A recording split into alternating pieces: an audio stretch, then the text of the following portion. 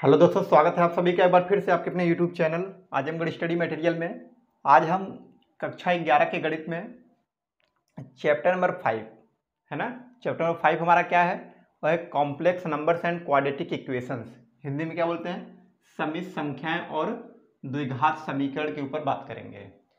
इससे पहले भी हम लोग चैप्टर नंबर 13 सॉल्व करने लगे थे। हम सोचे कि हो सकता है कि आपको फिजिक्स सॉल्व करते समय अवकलन की आवश्यकता पड़ती है, तो इस वजह से हम सोचे थोड़ा सा नॉलेज दे दे तो आपको फिजिक्स आसानी पड़ेगी सॉल्व करने में, जो न्यूमेरिकल होते हैं।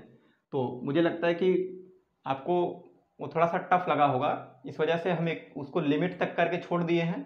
आगे जो उसका डेरिवेटिव है सॉल्व करेंगे, फिर जब थोड़ा सा सीरियल से इसको चलते रहेंगे तो बीच में उसको भी कवर कर लेंगे, है ना। क्योंकि वो थोड़े से अब अगर हम अवकलन चालू कर देंगे तो काफ़ी बड़े बड़े क्वेश्चन हैं। प्रथम सिद्धांत से सॉल्व होगा तो आपको लगेगा काफ़ी टफ है, क्योंकि अभी ज़्यादा भी आपका माइंड सेटअप नहीं हुआ है। तो थोड़ा सा जैसे 5वां चैप्टर क्या 2-3 चैप्टर और पढ़ लेंगे आप, तो उसके बाद थोड़ा सा आपका सेटअप बन जाएगा, तो आप उसको भी सॉल्व करेंगे तो ज़्यादा कठिन नहीं लगेगा। तो हम एक काम कर देते हैं, आपकी डिमांड थी कि आप सीरियल से पढ़ाइए, तो इसको हम सीरियल से लेके चलते हैं। चलिए स्टार्ट करते हैं। सबसे पहले ये होता क्या है, चैप्टर नंबर 5 है, तो इसमें देखिए 2 पार्ट हैं। कितने पार्ट हैं? 2 पार्ट। एक है हमारा समित संख्याएं और दूसरा है द्विघात समीकरण। दोनों अलग अलग चीजें हैं। सबसे पहले हम जो चर्चा करेंगे किसके ऊपर? समित संख्याएं के ऊपर, कि ये क्या होती हैं। जब ये पूरा कंप्लीट हो जाएगा तब हम बात करेंगे द्विघात समीकरण, फिर उसके ऊपर पूरा आराम से जो भी रूल है उसको लगा करके सॉल्व करेंगे। तो चलिए हम आपको बताएं कि समित संख्याएं क्या होती हैं। तो इससे पहले हमको बताइए कि संख्याएं क्या होती हैं। तो आप पढ़े होंगे कि संख्याओं का मतलब क्या होता है। जैसे संख्याएं तो बहुत होती हैं, आप स्टार्टिंग से पढ़े होंगे कि नेचुरल नंबर क्या होता है, यानी प्राकृतिक संख्याएं। तो आप कहेंगे गिनती उनती जो की जाती है सब प्राकृतिक संख्याएं होती है, 1 2 3 4 5 लेकर के, यानी गणना करने के लिए, गणना नहीं बोलेंगे हम, गिनती बोलेंगे, यानी गिनती करने के लिए प्रयोग की जाने वाली संख्याएं प्राकृतिक संख्याएं कहलाती हैं, आपको मालूम है। ऐसे ही आप प्राकृतिक पढ़ें, फिर उसके बाद पूर्ण संख्याएं पढ़े होंगे, फिर आप पूर्णांक संख्याएं पढ़े होंगे, परिमेय संख्याएं, यानी ऐसे करके संख्याएं सब पढ़े होंगे। फिर उसके बाद एक विस्तार यानी सबसे एक्सपेंशन रूप, यानी सबका विस्तृत रूप पढ़े होंगे, वास्तविक संख्याएं। तो वास्तविक संख्याएं क्या होती हैं? वो सभी को समाहित कर लेती हैं, यानी दुनिया की सभी संख्याएं क्या होती है? वास्तविक संख्याएं होती हैं। जितने भी हम पढ़े हैं, चाहे हम प्राकृतिक संख्याओं की बात करें, चाहे पूर्णांक संख्याओं की बात करें, चाहे हम पूर्ण संख्याओं की बात करें, चाहे कुछ भी हो, चाहे आप निगेटिव पूर्णांक यानी निगेटिव जो इंटीजर होता है वो उसको ले, चाहे पॉजिटिव ले, यानी किसी को भी लेंगे, सब किसके अंतर्गत समाहित हो जाता है? ये वास्तविक संख्याओं के अंतर्गत, जिसे हम आर से दिखाते हैं, रियल नंबर बोलते हैं इसको। तो देखिए ये तो पढ़े थे, लेकिन इसी में एक और बात आई थी। जब हम कक्षा 10 में पढ़े थे तो एक चीज ये बोला जाता था कि डी मतलब विविक्तकर। बोला जाता था कि अगर ये डी बराबर क्या होता था? b² - 4ac। थोड़ा सा याद दिला दें कि हम क्या पढ़ने वाले हैं। तो डी बराबर होता था b² - 4ac, ये आपको याद होगा। तो हम देखते थे कि डी का मान निकल के आता था। तो डी का मान क्या आता था? या तो आप 0 आ जाता था, तो 0 आ जाता था तो हम क्या बोलते थे? हम बोलते थे कि समीकरण के मूल क्या होंगे? वास्तविक होंगे और समान होंगे। कब? जब डी का मान 0 आता था। बोर नहीं होंगे, ये थोड़ा सा बैकग्राउंड है। अभी मैं पढ़ाना शुरू कर दूं समित संख्याएं, तो सबसे पहले मालूम होना चाहिए समित संख्याएं क्या होती हैं और क्यों आई है, तो उसी को बता रहे हैं। तो एक्चुअली में आप परिचित हैं इससे पहले, इसकी बात आप सोचे हैं कि ये क्या होता है, लेकिन वहाँ पे ज़्यादा चर्चा नहीं हुई है। कक्षा 10 में केवल ये बता दिया गया कि संख्याएं ऐसी हो जाती हैं। जैसे देखिए d बराबर b² - 4ac होता है, तो इसी d का मान हम जब निकालते थे, या तो ये 0 आ जाता था या 0 से बड़ा आता था, तो हम आराम से बोलते थे कि जो समीकरण का मोल होगा ये वास्तविक होगा। लेकिन मान लीजिए इसी में क्या एक आता था, चौथा पॉइंट, कि d का मान क्या हो जाए? 0 से कम हो जाए, यानी d क्या हो जाए? 0 से कम, अर्थात निगेटिव में आ जाए, तो हम क्या बोलते थे? तब हम बोलते थे कि समीकरण के मूल काल्पनिक होंगे। बस यहीं से अब स्टार्टिंग करेंगे हम, कि d का मान जब 0 से कम आ जाता था तो हम कहते थे समीकरण के मूल काल्पनिक होंगे। उसी काल्पनिक की चर्चा करेंगे, यानी काल्पनिक होंगे तो कौन काल्पनिक होंगे, क्या होंगे, उसी की चर्चा हम करेंगे अब। चलिए समझ गए। वही जो d होता था हमारा, अगर 0 से कम होता था तो हम बोलते थे ना समीकरण के मूल काल्पनिक होंगे, तो उसी की हम बात करेंगे। वो काल्पनिक होंगे तो क्या होंगे, उसका रूप क्या होगा और किस प्रकार वो बिहेव करेगा। देखिए तो हम थोड़ा सा और लेके जाएं आपको पीछे। देखिए अगर मान लीजिए आपके पास समीकरण है x² + 1, पहले माइनस ले लेते हैं, x² - 1 बराबर 0, तो आप क्या कहेंगे? तो आप कहेंगे कि चूंकि द्विघात समीकरण है ये, इसके मूल भी कितने होंगे, 2 होंगे। ये कक्षा 10 में हम लोग पढ़े हैं, 9 में भी। यानी जो जितने घातीय बहुपद होता है, या बहुपद नहीं बोलेंगे क्योंकि समीकरण है, जितने घातीय कोई समीकरण होता है उतने ही इसके मूल होते हैं। अर्थात हम कह सकते हैं यहाँ पे यक्स स्क्वायर बराबर कितना हो जाएगा, 1 हो जाएगा। तो यहाँ से हम कह सकते हैं यक्स का मान आप -1 लिखेंगे और यक्स का मान +1, क्योंकि यहाँ पे आप -1 रखेंगे, -1 का स्क्वायर करेंगे तब भी 1 आएगा, और यक्स बराबर 1 रखेंगे, 1 का स्क्वायर 1 आएगा। यानी यक्स के कितने मान आ गए, -1 आ गया और 1 आ गया, 2 मान आ गए ना, ठीक है। लेकिन अगर हम क्या कर दें, ये कर दें यक्स स्क्वायर +1 बराबर 0, तब क्या कहेंगे आप, तब तो आप कहेंगे यक्स स्क्वायर बराबर क्या होगा, तो आप कहेंगे -1 होगा। फिर जैसे यहाँ पे ये था ना, तो हम एक लाइन ये छोड़ दिए, आप चाहे तो ऐसे कर सकते हैं कि यक्स बराबर करड़ी में 1, और विस्तार से करेंगे तो आगे प्लस माइनस लगा होता है, यक्स बराबर क्या हो जाएगा, प्लस माइनस और 1 का वर्गमूल 1, इसका मतलब यही हुआ कि यक्स बराबर +1 और -1। ऐसे ही हम कर सकते हैं यहाँ पे कि यक्स बराबर क्या हो जाएगा, प्लस माइनस करड़ी में -1। तो आप कहेंगे क्या, पहले कहते थे अब नहीं कहेंगे, आप पहले कहते थे करड़ी के अंदर माइनस नहीं होना चाहिए, अगर करड़ी के अंदर माइनस हो जाता है तो हम उसका मान नहीं निकाल पाते हैं। लेकिन अब हम निकालना सीखेंगे कि करड़ी के अंदर अगर माइनस हो तो हम कैसे इसका मान बताएंगे, इसी के ऊपर चर्चा करेंगे। क्लियर, क्या हम समझे क्या, और हमको समझना क्या है, हमको अब इसके ऊपर बात करनी है, ऑपरेशन करना है कि अगर करड़ी के अंदर माइनस हो जाए तब उसका मान हम कैसे निकालेंगे, उसी के ऊपर हम बात करेंगे। यहाँ से हम क्या करेंगे, डायरेक्ट अगर पूछे कोई कि इसका मान क्या होगा तो आप कहेंगे डायरेक्ट हो जाएगा प्लस माइनस है आई हो जाएगा, क्योंकि आई स्क्वायर बराबर क्या होता है, -1 होता है। अभी इसके ऊपर बात करते हैं, समझ गए हम क्या बात कर रहे हैं कि करड़ी के अंदर अगर माइनस का रूप आ जाए तो उसको हम कैसे निकालते हैं बाहर, उसी को कहते हैं उसी को नहीं कहते हैं समी संख्या, मतलब उसी के अंदर आएगा समी संख्याएं। समी संख्याएं क्या होती हैं उसको हम बताते हैं। देखिए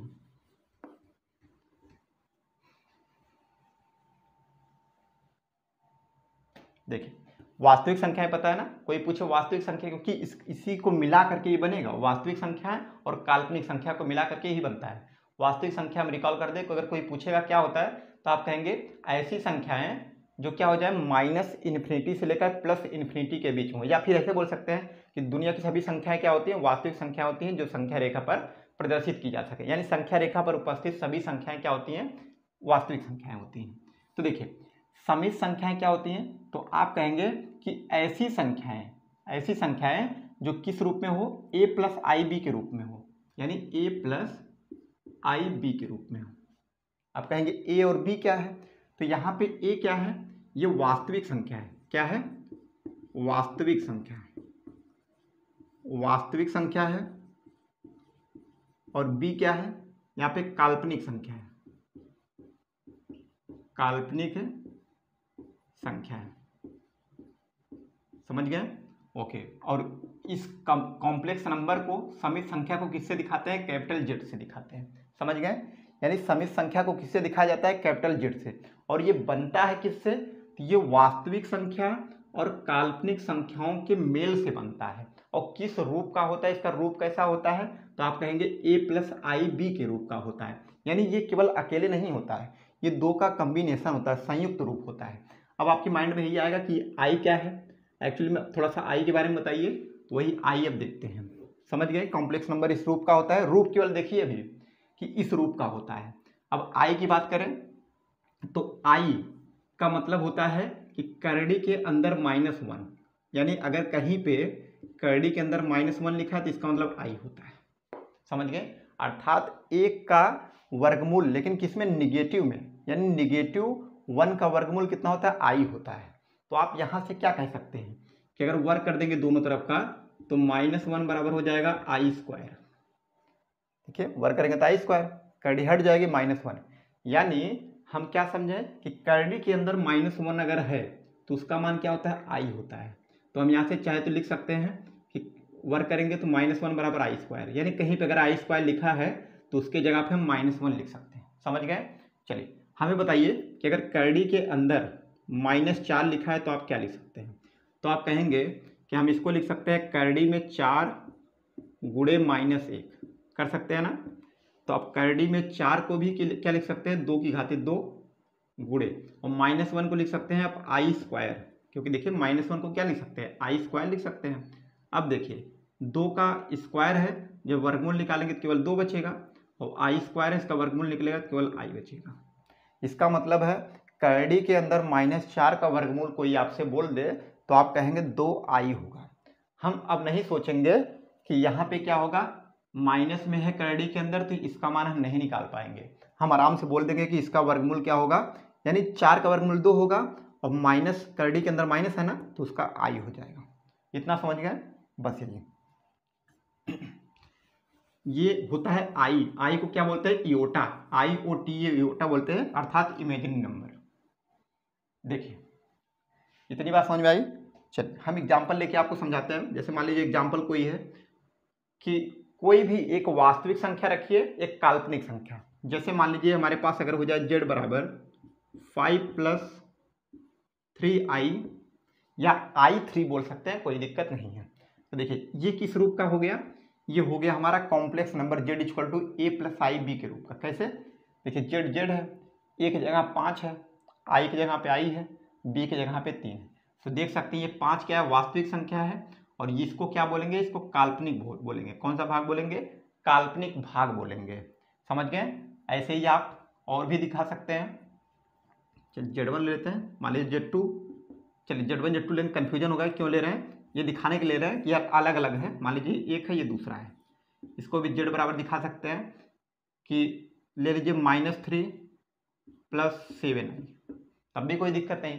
माइनस में भी होता है जो संख्या, उसको भी हम क्या कहते हैं, वास्तविक कहते हैं। कुछ भी हो यार, चाहे वो माइनस में हो, चाहे प्लस में हो, चाहे बटे में हो, किसी रूप में हो, उसको हम वास्तविक संख्या बोलते हैं। केवल किसको वास्तविक नहीं बोलते हैं, जो करड़ी के अंदर माइनस हो, अर्थात इस रूप का छोड़ करके। बस ये देखिए हो जाएगा हमारा समित संख्या। और देखिए मान लीजिए हमारे पास z = a + ib का रूप है, z = a + ib के रूप का है। तो बताइए इसमें देखिए ये क्या बोले हम, वास्तविक भाग, इसको क्या बोले हैं, b को काल्पनिक भाग। तो इसको दिखाते कैसे, क्या इतना बोलना जरूरी है कि a वास्तविक भाग है z का, b काल्पनिक भाग है z का, इतना बोलने की आवश्यकता नहीं है। हम डायरेक्ट इसको बोलने को तो बोल सकते हैं, मतलब इतना लिख करके बताने की आवश्यकता नहीं है। इसको डायरेक्ट अगर हमको प्रेजेंट करना होगा तो हम ऐसे लिखेंगे RE, क्या लिखेंगे, RE, मतलब real part of z, RE। आप चाहे तो ऐसे डायरेक्ट जेड कर दीजिए, या फिर आप चाहे कुछ बुक में ऐसे भी दिया रहता है कि रियल पार्ट ऑफ जेड, यानी कि वास्तविक भाग किसका, जेड का, तो क्या है, ए। ऐसे ही अगर हम कहें कि काल्पनिक भाग, काल्पनिक को इमेजिनरी नंबर बोलते हैं, काल्पनिक संख्याओं को क्या बोलते हैं, इमेजिनरी नंबर, तो हम लिखेंगे IM, बस 60 में केवल IM करिए, या चाहे तो आप ऐसे जेड बना दीजिए, या फिर इसमें सरकारी बुक में तो केवल ऐसे ही दिया है, आप चाहे तो इसको कोष्टक में भी बना सकते हैं। यानी इमेजिनरी, रीड क्या करते हैं, इमेजिनरी पार्ट ऑफ जेड बराबर काल्पनिक संख्याएं क्या है, यहाँ पे बी। समझ गए, बस ये दिखाने का तरीका होता है। हिंदी में लिखना होगा तो वास्तविक भाग जेड का बराबर ए है, काल्पनिक भाग जेड का बी है। समझ गए, ओके, इतना क्लियर। चल अब आपको और एक चीज बताएं इसी के साथ में, कि दो कॉम्प्लेक्स नंबर बराबर कब होते हैं, यानी दो कॉम्प्लेक्स, और कुछ छूट तो नहीं रहा, एक सेकंड देख लें थोड़ा, चलिए ठीक है। यानी दो कॉम्प्लेक्स नंबर अगर बराबर हैं तो उनके प्रति कौन सा रूल लगेगा, क्या कंडीशन फॉलो करनी चाहिए। मान लीजिए हमारे पास दो कॉम्प्लेक्स नंबर है, एक है z1 बराबर a + ib, इसी को ले लेते हैं कि एक कॉम्प्लेक्स नंबर है हमारे पास z1 बराबर a + ib, और दूसरा कॉम्प्लेक्स नंबर है हमारे पास z2 बराबर b तक खत्म हो गया c + id, है ना। दो कॉम्प्लेक्स नंबर है हमारे पास, कॉम्प्लेक्स मतलब समित संख्या है, दो समित संख्या है हमारे पास, z1 बराबर a + ib और z2 बराबर c + id। ये दोनों इक्वल अगर हैं, z1 बराबर z2, ये तभी संभव है जब a बराबर c हो जाए और b बराबर d हो जाए। मतलब वास्तविक भाग के बराबर होना चाहिए, a बराबर c, यानी ये तभी होगा जब a बराबर c हो जाए और क्या हो जाए, i तो i के बराबर है ही, b बराबर d हो जाए। बस इतना आप याद रखेंगे। मतलब दो कॉम्प्लेक्स नंबर हों बराबर तभी होंगे जब इसके वास्तविक भाग का मान इसके वास्तविक भाग के मान के बराबर हो जाए और इसके काल्पनिक भाग के मान इसके काल्पनिक भाग के मान के बराबर हो जाए। एग्जाम्पल ले लें, अगर मान लीजिए एक है z1 बराबर कुछ भी ले सकते हैं कि x प्लस 5i, ये ना। चलिए अगला लेते हैं z2 बराबर 3 प्लस y i। ये क्वेश्चन आप बोल दे, मान लीजिए कि एक z1 बराबर ये है, z2 बराबर ये है, और दोनों एक दूसरे के बराबर हैं, और कह दे कि यहाँ पे z1 बराबर z2 है, तो हमें x और y का मान बताइए। तो आप क्या कहेंगे कि ये देखिए वास्तविक भाग है किसका, z1 का ये, और वास्तविक भाग है z2 का 3।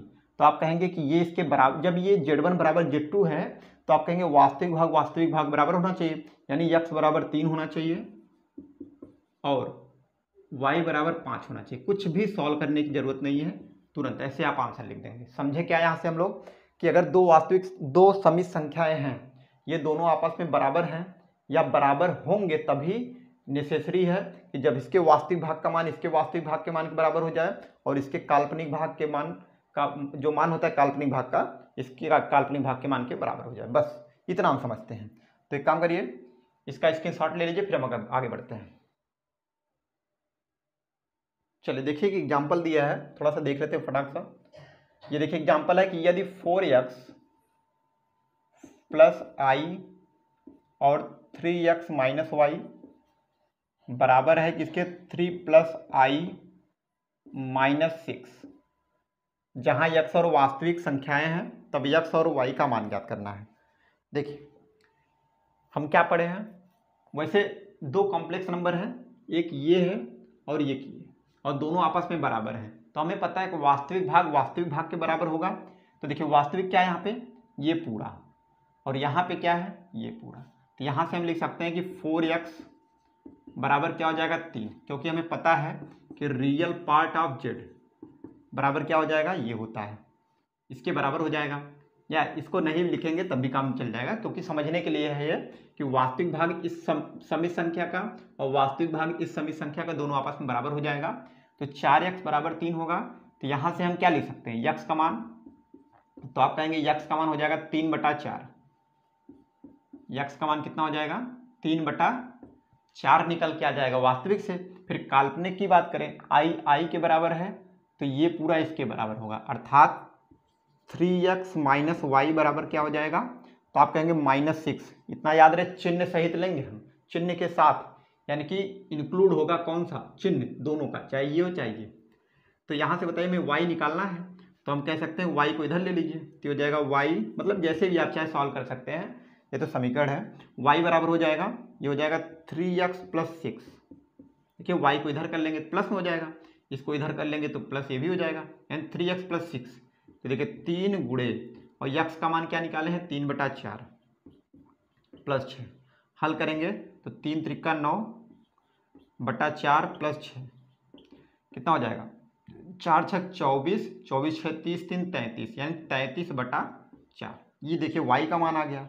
तो आंसर में हम क्या लिख देंगे, हमें x और y निकालना था, तो x बराबर हो गया हमारा 3/4, और क्या हो जाएगा, y का मान 33/4। बस यही हमारा आंसर हो जाएगा। सिंपल सा क्वेश्चन है। चलिए नोट करिए, अगला क्वेश्चन देखते हैं। चलिए देखते हैं आगे। देखिए आगे का टॉपिक है हमारा कि अलजेब्रा ऑफ कॉम्प्लेक्स नंबर्स। मतलब हम क्या पढ़े अभी, हम पढ़े कॉम्प्लेक्स नंबर क्या होता है। तो कॉम्प्लेक्स नंबर क्या होता है कि ऐसी संख्याएं जिनका एक पार्ट क्या हो वास्तविक संख्या, दूसरा भाग क्या हो काल्पनिक संख्या है, इनको संयुक्त रूप से हम लोग क्या बोलते हैं, कॉम्प्लेक्स नंबर, यानी कि समित संख्याएं। और समित संख्या को z से दिखाया जाता है। इसका रूप किस रूप का होता है, a प्लस आई बी, अर्थात z बराबर a प्लस आई बी का रूप कहीं पे मिल जाए तो उसको हम कहेंगे समित संख्या है। क्लियर।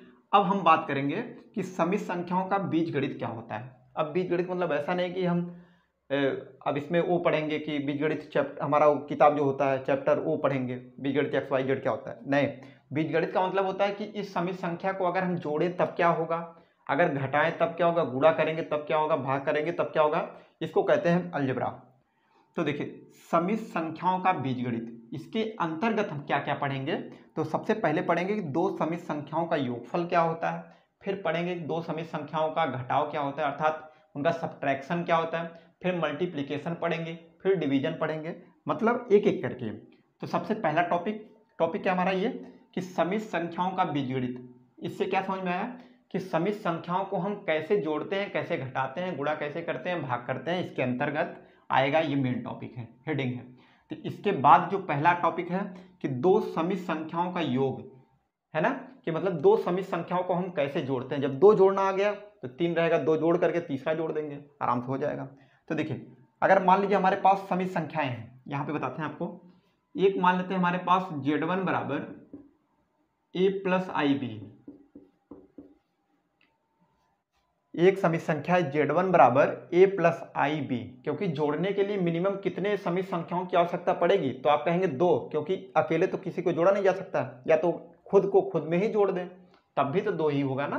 खुद को खुद में जोड़ेंगे तो एक ये खुद ये, यानी 2 हो जाएंगे। तो हम मान लेते हैं हमारे पास 2 समित संख्याएं हैं, Z1 बराबर a प्लस IB और दूसरा है Z2 बराबर c प्लस ID।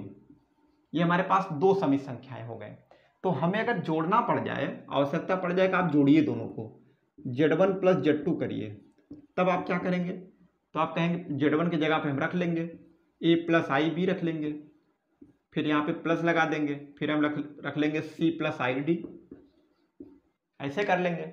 तो देखिए, इसके बाद आपको याद रखना है कि समित संख्याओं को कैसे जोड़ते हैं।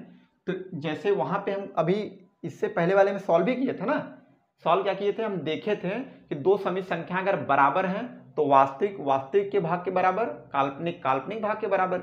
ऐसे यहाँ भी ये लागू होगा कि वास्तविक को वास्तविक के साथ जोड़ेंगे, काल्पनिक को काल्पनिक के साथ जोड़ेंगे। समझ में आ गया? यानी जो भी इसमें गतिविधि होंगी, जो भी क्रियाकलाप होंगे, वो हमेशा वास्तविक वास्तविक के साथ और काल्पनिक काल्पनिक के साथ। क्लियर?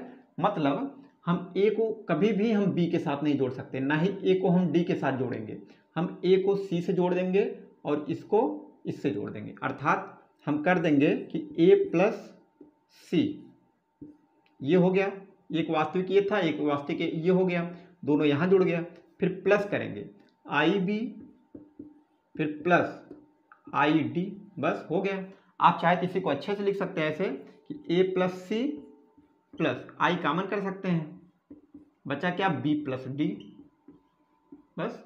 मतलब हम समझिए कि अगर 2 समित संख्याएं हैं तो वास्तविक को वास्तविक के साथ जोड़ देंगे और काल्पनिक को काल्पनिक के साथ जोड़ करके अपना आंसर हम निकाल लेंगे। क्लियर? तो आपको हम चलिए एग्जांपल दे देते हैं कि हम मान लीजिए हमारे पास Z1 बराबर है 3 प्लस 5i, हमारे पास Z1 है 3 प्लस 5i, और एक दूसरा ले लेते हैं Z2 बराबर, मान लीजिए कि ले लिए 2 प्लस 3i, और कोई कह दे दोनों को जोड़िए, तो आप कहेंगे Z1 प्लस Z2 बराबर 3 प्लस, चलिए एक बार लिख लेते हैं, मन करे तो डायरेक्ट कर सकते हैं कि वास्तविक है, ये वास्तविक है, 3 प्लस 2 कितना हो जाएगा, आप चाहे तो लिख सकते हैं 3 प्लस 2 प्लस आई दोनों में है, कॉमन कर लीजिए, ये बचेगा 5 प्लस 3, आंसर क्या आ जाएगा, 3 2 5 प्लस आई और इधर 5 3 8। आप चाहे तो ऐसे लिखिए, या आपका मन करे तो इसी को और अच्छे से लिखना चाहें, मतलब बोलने में थोड़ा अच्छा लगता है ना, 5 प्लस आई 8, थोड़ा सा अजीब लग रहा है बोलने में, लेकिन आप इसी को आप चाहे तो ऐसे बोल सकते हैं 5 प्लस 8i।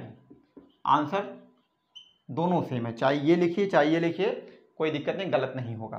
तो आप एक काम करिए, इतना नोट कर लीजिए, फिर आगे बढ़ते हैं। इसी के साथ नोट कर लिए, चलिए इसको मिटा देते हैं। अब आपको बताते हैं कि ये तो योग हो गया कि समित संख्याओं को जोड़ते कैसे हैं, लेकिन अब आपके माइंड में यह आ रहा होगा कि क्या जो योगफल का जो रूल है, कि हमारे पास योगफल के कितने रूल होते हैं। आप कहेंगे कि एक पहला रूल होता है कि संवरक नियम। क्या होता है? संवरक नियम।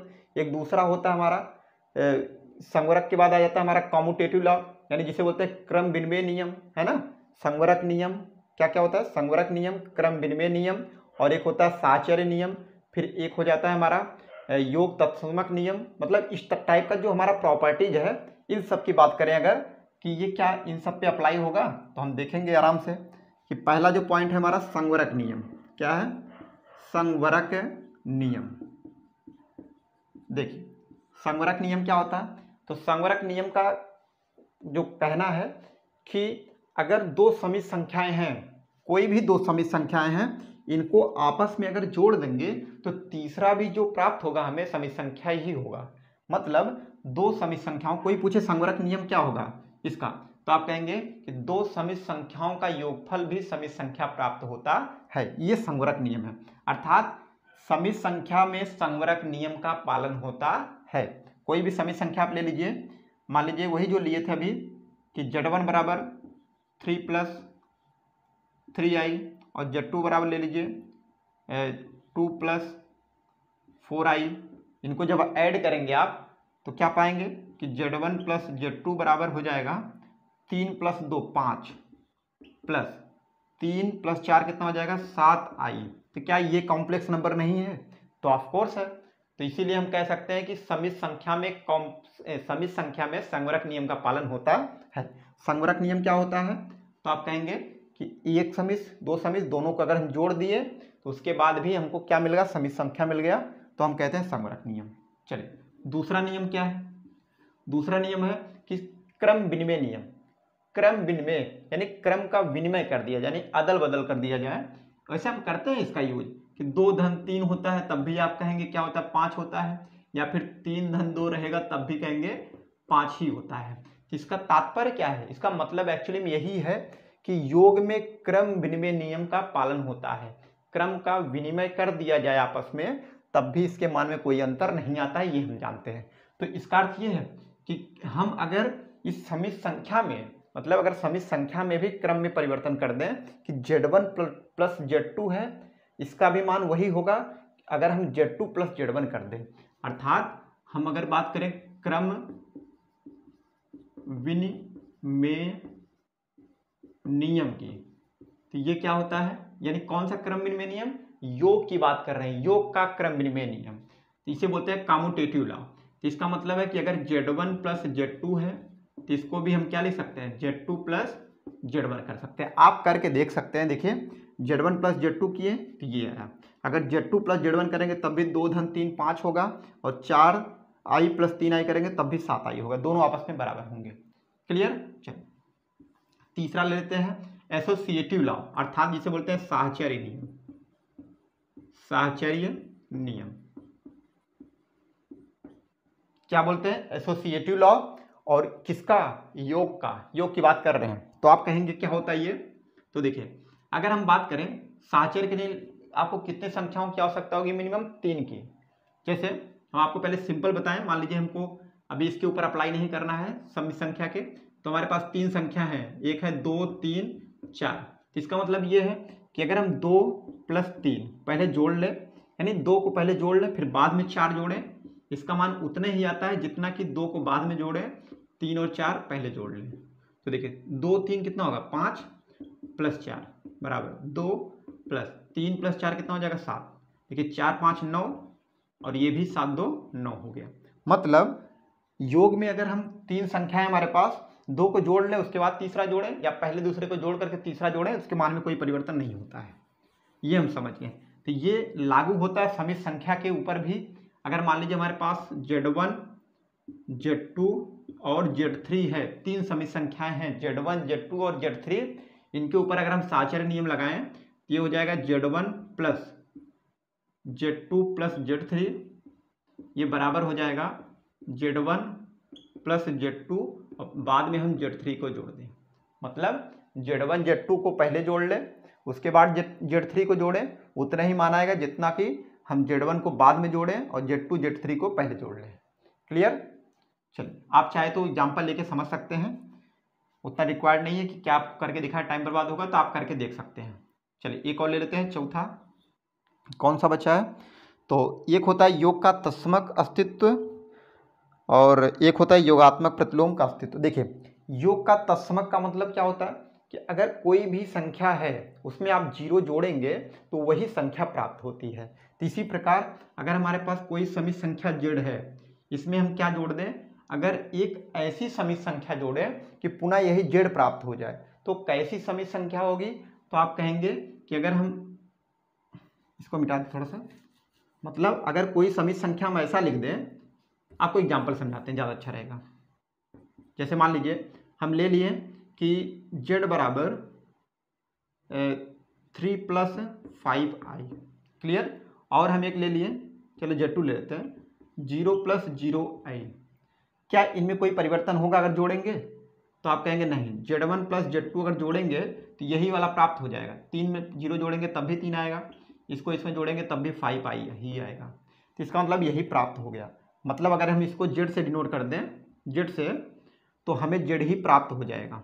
मतलब हम समझे क्या, तत्समक योगात्मक, क्योंकि जोड़ है ना, तो योगात्मक तत्समक की बात करेंगे कि अगर हम जीरो है हमारे पास और कोई समित संख्या जोड़ते हैं तो वही समित संख्या प्राप्त हो जाती है। इसको 0 प्लस 0y को क्या बोलते हैं, इसी को हम 0 प्लस 0y को डिनोट करते हैं 0 से, यानी 0 समित संख्या है ये, है ना, शून्य समित संख्या बोलते हैं 0 प्लस 0y को। चलिए इसको मिटा देते हैं। और इसके बाद एक होता है प्रतिलोम।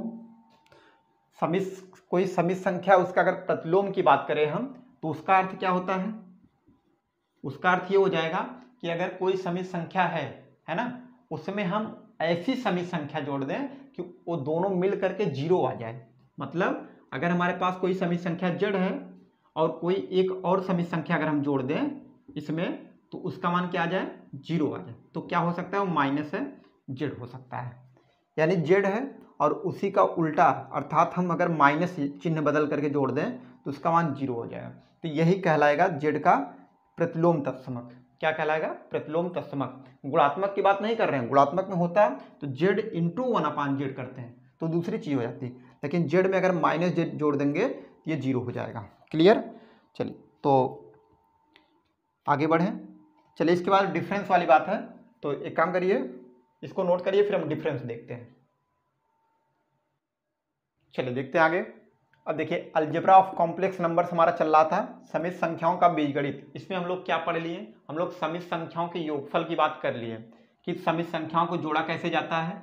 तो दो समित संख्याएं Z1 और Z2 हैं, तो वास्तविक को वास्तविक के साथ, काल्पनिक को काल्पनिक के साथ जोड़ा जाता है, ये हम देख लिए। और उसमें रूल हम लोग कुछ उसके नियम भी, प्रॉपर्टीज पढ़ लिए, जो योग का होता है इसमें फॉलो करता है कि नहीं करता है, तो आराम से करता है। संभरक भी करता है, क्रम विनिमय नियम भी करता है, साहचर्य भी करता है, और योगात्मक प्रतिलोम भी, योगात्मक तत्समक भी सभी करते हैं। तो ऐसे ही हम अगर योग की जगह अगर हम अंतर कर दें, अर्थात डिफरेंस कर दें, तो क्या तब भी लगेगा क्या, और समित संख्याओं का डिफरेंस क्या होता है उसको भी हम यहाँ पे देख लेते हैं।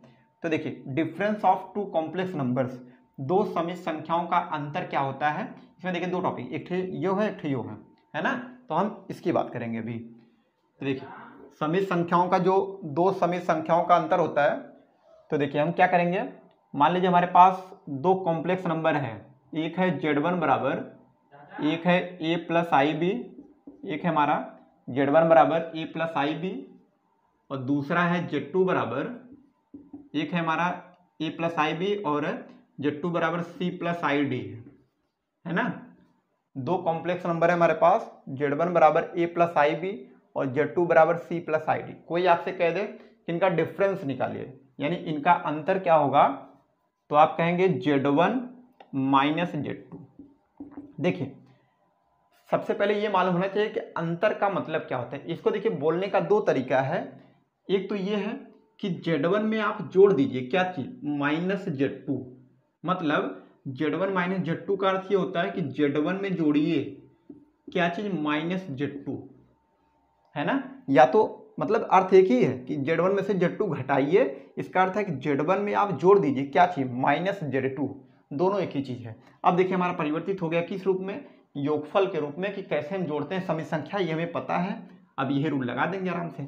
तो देखिए Z1 की जगह पे क्या हो जाएगा, Z1 माइनस Z2 निकालना हमें, तो Z1 का मान क्या है, a प्लस आई बी है, a प्लस आई बी, फिर प्लस, अब देखिए माइनस Z2 है तो माइनस से गुणा कर दीजिए, तो हो जाएगा minus c minus I D हो जाएगा। क्लियर। बस अब जोड़ने का जो रूल है वही हम लगा करके अपना आंसर ले लेंगे। तो देखिए वास्तविक ये है, ये वास्तविक है, दोनों को आपस में जोड़ देंगे तो हो जाएगा a प्लस माइनस सी, क्या करेंगे, a प्लस है minus C plus i b है और माइनस आई डी है, तो जोड़ेंगे तो हो जाएगा प्लस आई बी और प्लस माइनस आई डी। ये विस्तार से लगा रहे हैं हम, चाहे तो आप डायरेक्ट आप कर सकते हैं कि a माइनस सी हो जाएगा, फिर minus I in bracket b plus D हो जाएगा, आप चाहते ऐसे कर सकते हैं।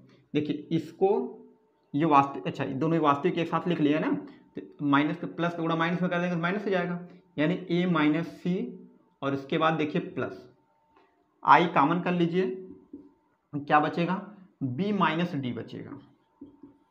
बस यही आपका आंसर हो जाएगा अगर इस प्रूफ का है तो। क्लियर?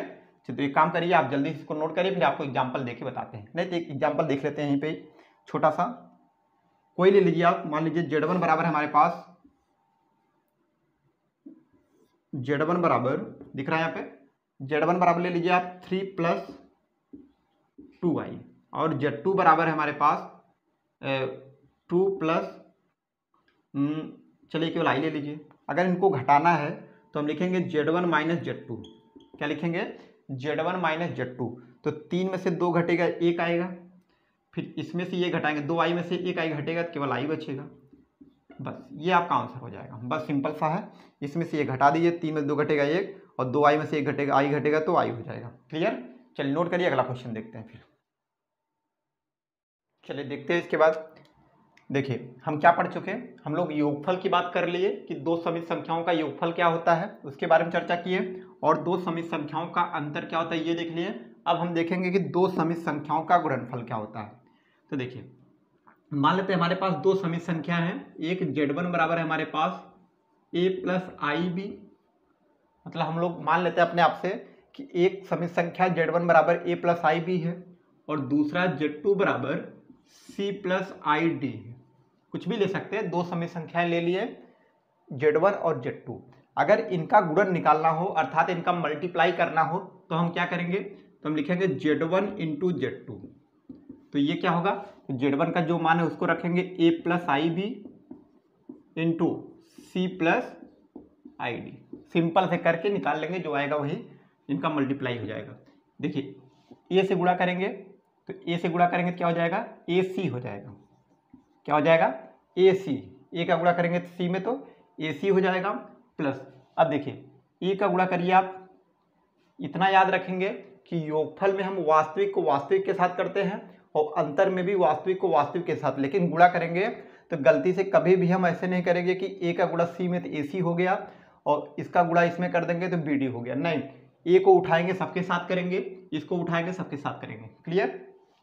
चलिए a को उठाएंगे तो a का गुणा C में करेंगे तो AC हो जाएगा, फिर प्लस, फिर इससे गुणा करेंगे, या आप जैसे मन करें गुणा करना चाहते कर सकते हैं। अगर a को दोनों के साथ कर लेंगे तब भी कोई दिक्कत नहीं है। a को उठाए AC हो गया, प्लस a को इसके साथ लेके जाएंगे, ये हो जाएगा AD और उसके बाद I, ऐसे AD और उसके बाद I, फिर प्लस, अब इसको उठाएंगे C से करेंगे तो ये हो जाएगा BCI। देखिए BC और I लास्ट में कर देते हैं, प्लस I का गुणा I में तो I² और BD, यानी BD और उसके बाद I²। चलिए अब इसी को सॉल्व कर लेते हैं। तो देखिए हो जाएगा AC। अब देखिए ये I इसमें है, I इसमें है, चाहे तो हम I कॉमन कर सकते हैं। चलिए हम I कॉमन करेंगे तो क्या बचेगा, AD + BC बचेगा।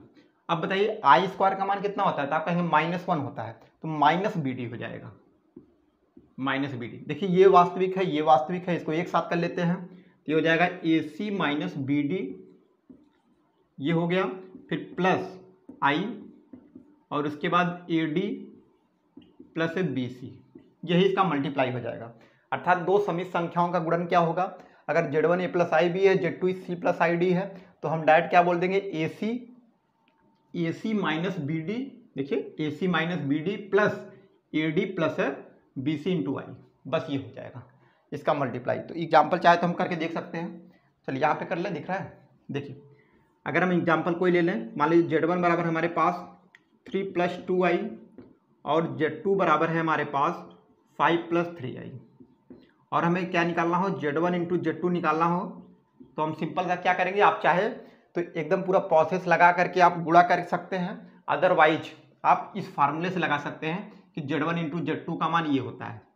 तो हम चाहे तो फार्मूले से अगर लगाएं तो हो जाएगा Z1 × Z2 बराबर, Z1 × Z2 क्या है, AC - BD है, ये A है, ये क्या है, B है।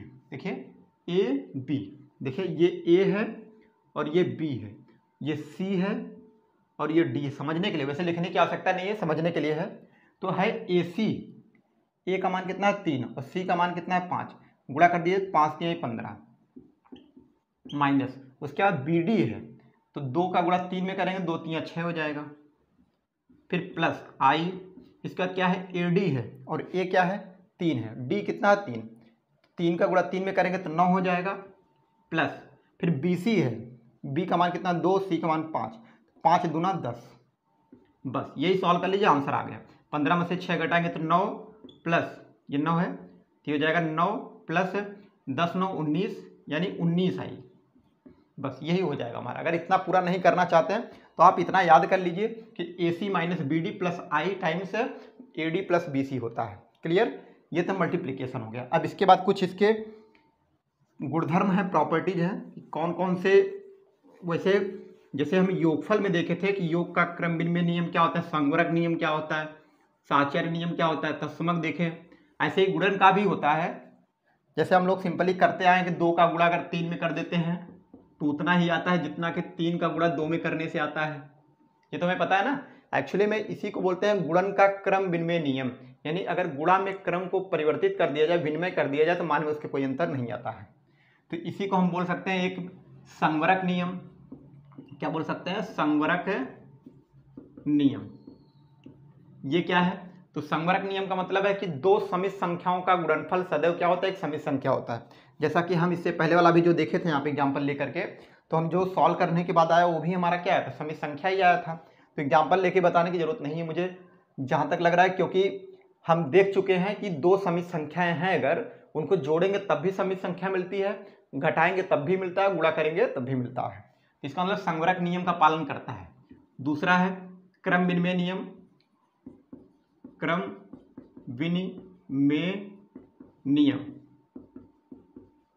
क्या बोलते हैं इसको, कम्यूटेटिव लॉ। ये क्या होता है, इनमें अगर Z1 है Z2 है, आपस में मल्टीप्लाई कर दे, लेकिन ये बात किसकी कर रहे हैं याद रहे, ये गुणन का तत्समक, गुणन का क्रम विनिमय नियम है ना, योगफल की बात नहीं हो रही है। अगर एक Z1 एक Z2 है, गुणा करेंगे Z1 इंटू Z2 होगा, इसका मान उतना ही आएगा जितना हम Z2 इंटू Z1 निकालेंगे, अर्थात Z1 इंटू Z2 निकालेंगे जितना आएगा उतने ही Z2 इंटू Z1 निकालने पे आता है। आप चाहे तो दो एग्जाम्पल ले करके दोनों का गुणा करके देख सकते हैं। तीसरा साहचर्य नियम ले लो, साहचर्य नियम, गुणन का साहचर्य नियम है, यानी 3 अगर हमारे पास कॉम्प्लेक्स नंबर है, समित संख्या कौन कौन, Z1 Z2 Z3, तो हम लिख सकते हैं Z1 into Z2 into Z3, ये बराबर होगा Z1 into Z2 into Z3। मतलब हम लास्ट वाले दो का गुणा करके फिर पहले से गुणा करें उतना ही होता है जितना कि हम दोनों की जैसा हो गया, क्या अलग अलग कर देते हैं। तो हम इसको कर लेते हैं Z1 इंटू Z2, फिर लास्ट में Z3 कर देते हैं। मतलब हम लास्ट के दोनों का गुणा करें समित संख्याओं का, फिर पहले से गुणा कर दे उतना ही मान आता है जितना कि पहले दो का गुणा करें और लास्ट में तीसरे वाले समित संख्या से गुणा कर दें। क्लियर, ये साहचर्य नियम को भी फॉलो करता है, आप एग्जाम्पल लेके देखेंगे तो आराम से हो जाएगा। ऐसे चौथा एक होता है इसी में तत्समक, गुणन का तत्समक, तो वही हो जाएगा कि अगर कोई समित संख्या Z है ना, उसको अगर 1 से गुणा कर देंगे तो तब भी वो क्या होगा, वही समित संख्या प्राप्त हो जाएगी। मतलब कोई समित संख्या अगर Z है हमारे पास, इसमें हम किससे गुणा कर दें, 1 से कर दें, तो ये क्या हो जाएगा, यही Z प्राप्त हो जाएगा। यहाँ पे 1 क्या है, तो 1 को हम लिख सकते हैं 1 प्लस आई 0, इसी को बोलते हैं, यानी 1 से इसको डिनोट भी करते हैं तत्समक को। चलिए उतना इंपॉर्टेंट नहीं है। फिर पांचवा, ये देखिए इंपॉर्टेंट है कि इसका प्रतिलोम, यानी कि गुणन, मतलब कोई समित संख्या है हमारे पास, हम किस समित संख्या से उसमें गुणा कर दें कि उसका मान 1 आ जाए। इससे पहले हम लोग क्या देखते थे, उसमें जो शून्य लाते थे ना, इससे पहले वाले योगफल वाले में हम क्या करते थे, प्रतिलोम लाने के लिए हमारे पास Z होता था तो हम -Z उसमें लाते थे और दोनों को जोड़ देते 0 आ जाता था। लेकिन गुणन में बात ये करेंगे कि हमारे पास अगर Z है तो हम कितने से गुणा कर दें कि ये 1 आ जाए, तो आप कहेंगे 1/Z से, तो 1 आ जाएगा। इसका मतलब Z का प्रतिलोम क्या है, 1/Z है। फिर दूसरे शब्दों में ये भी कह सकते हैं कि 1/Z का प्रतिलोम क्या है, Z, क्योंकि प्रत्येक अगर मान लीजिए ये इसका उल्टा है तो ये इसका उल्टा ये भी होगा, मतलब दोनों एक दूसरे के कंप्लीमेंट्री होते हैं, मतलब ऐसे देख सकते हैं। और इसी को जो प्रतिलोम को दिखाने का तरीका होता है उसको Z इनवर्स से दिखाया जाता है। किससे, Z इनवर्स, यानी Z इनवर्स को ही क्या बोलते हैं, 1/Z बोलते हैं। समझ गए।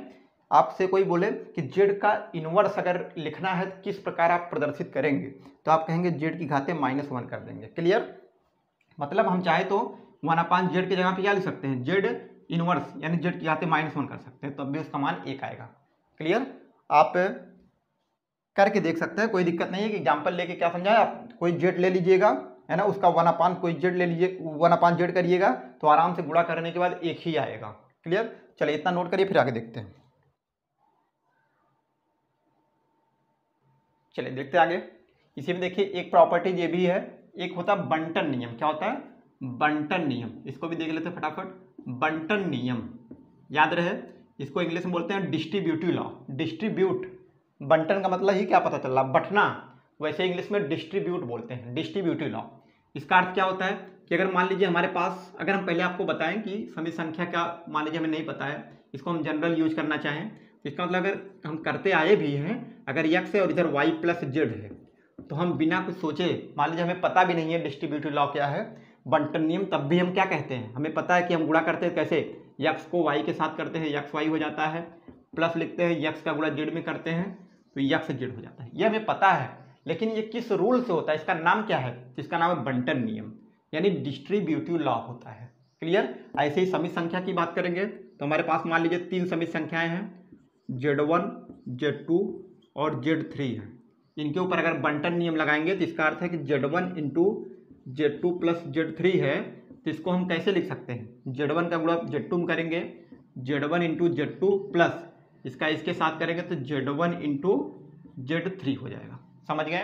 बंटन नियम का मतलब क्या होता है? बंटना, ये बट जाएगा, ये z1 इसके साथ भी चला जाएगा और ये z1 z3 के साथ भी चला जाएगा। समझ गए? चलिए एग्जाम्पल लेके आप समझ सकते हैं, कोई दिक्कत नहीं, मान बराबर आएगा। अब देखिए अगला वाला देखते हैं हम योगफल देखें, घटाना देखें, गुणा देखें, अब देखते हैं भाग यानी कि डिवीजन। अब हम देखेंगे डिवीजन ऑफ 2 कॉम्प्लेक्स नंबर्स। ये क्या होता है? यानी दो समित संख्याओं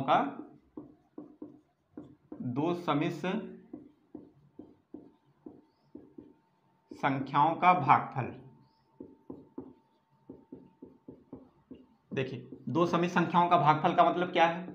जैसे मान लीजिए हमारे पास दो समित संख्याएं, एक z1 है और एक z2 है, एक z1 है और दूसरा z2 है, इनको आपस में भाग करना है और हमें पता होना चाहिए कि z2 यहाँ पे 0 के बराबर नहीं होगा, नहीं तो ये पूरा क्या हो जाएगा, अपरिभाषित हो जाएगा। देखिए z1/z2 है तो इसका अर्थ क्या है एक्चुअली में? इसका अर्थ है कि z1 में गुणा करना है कितने से? 1/z2 से। ध्यान से देखिएगा, z1/z2 का अर्थ क्या है एक्चुअली में? इसका अर्थ z1/z2 का अर्थ क्या है एक्चुअली में? इसका अर्थ है कि z1 में गुणा करना है कितने से? 1/z2 से। तो बात एक ही है ना, 1 का गुणा z1 में होगा, z1 आ जाएगा, नीचे z2 आ जाएगा। समझ गए? कोई भी संख्या हो, मान लीजिए हमारे पास 1/2 ही है, चलिए 3/2 ले लेते हैं, 3/2 ही है, तो इसका अर्थ क्या है एक्चुअली में? इसका अर्थ है कि 3 × 1/2, ऐसे कर सकते हैं ना।